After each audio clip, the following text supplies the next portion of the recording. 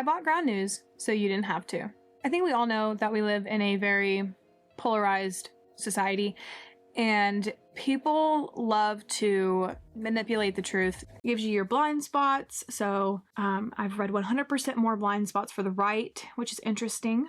I don't know.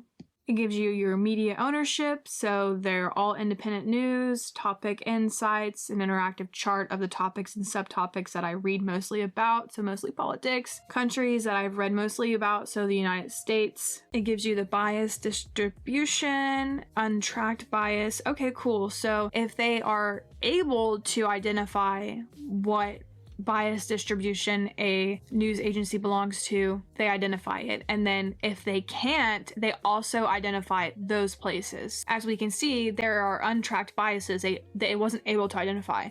And then all of these, it was able to identify.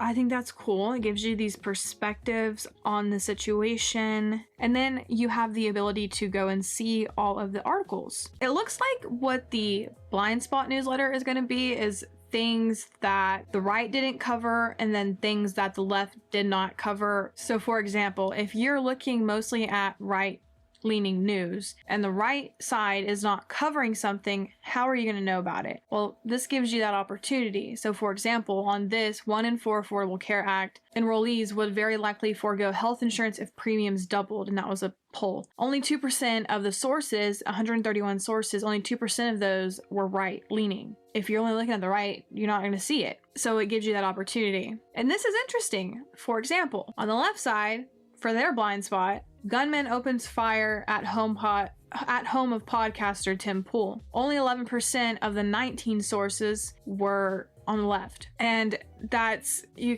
can kind of understand why, and that is because this podcaster is a right-leaning podcaster, commentator.